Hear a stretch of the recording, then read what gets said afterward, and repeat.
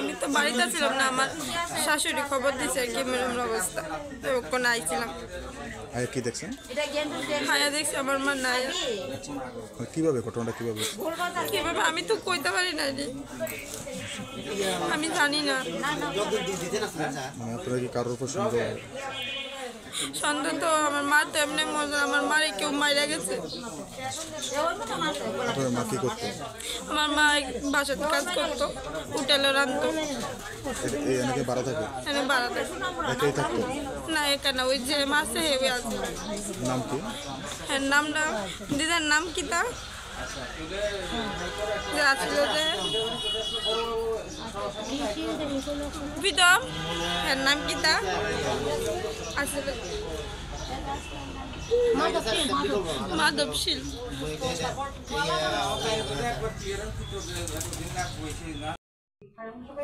আমি তো ডিউটিতে গেছি, মা ফোন করছে যে তাই নাই। এমনিতে মনে করো কিছু জানি না, কি জানি তো কিছুদিন আগে তাই আমার ফোন করছিল, তাই বলে হের জামাই আর কি গলা ছিল, মানে গলার মধ্যে চিপা ধরে।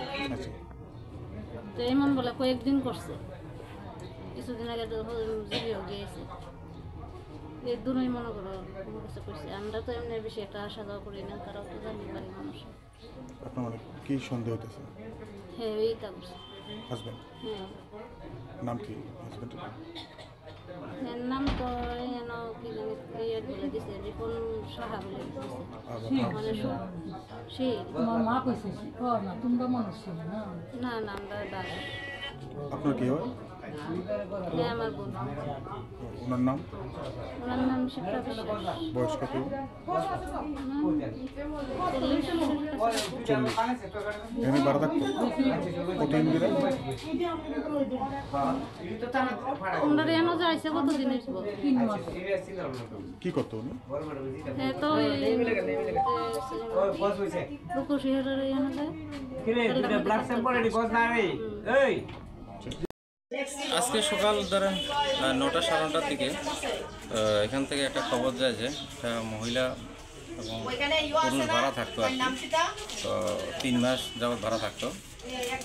গতকালকে সরস্বতী পূজাতে সকালে ওই যে ভদ্রলোক বাইরে গেছে, তো দরজাটা একটু আওয়াজ নিয়ে আসলো, এর মধ্যে মনে করছে তারা মালিক ঘরে আছে। তো দেখতেছে যে আজকে কোনো শব্দ নাই, সারা শব্দ নাই। তখন তারা এটা একটু দরজা ধাক্কা দেখে যে করে রয়েছে এরকম কম্বল মোটা দিয়ে। তো তারা একটু দেখছে আর দেখে যে এটা মৃত অবস্থায় আছে। তো থানাকে জানাইছে, থানা এসে আমি ডিপো আসলো। তো এখন ডগ স্কোয়াড এবং ফরেনসিক টিম এসেছে, আমরা ইনভেস্টিগেশন টিমে এসেছে। এখন আমরা ফর্মালিটিস করছি, পিএম এক্সামিনেশন করা হবে, একটু বোঝা যাবে। যে থাকতো কি ওনার হাজবেন্ড? হাজব্যান্ড না, ওনার হাজব্যান্ডের সঙ্গে ছাড়াছাড়ি হয়েছে, আর একটা বিয়ে করেছে। এর সঙ্গে এমনি বিয়ে হয়নি, হ্যাঁ লিভ টুগেদার ছিল আর কি, ভাড়া থাকতো? ভাড়া থাকতো।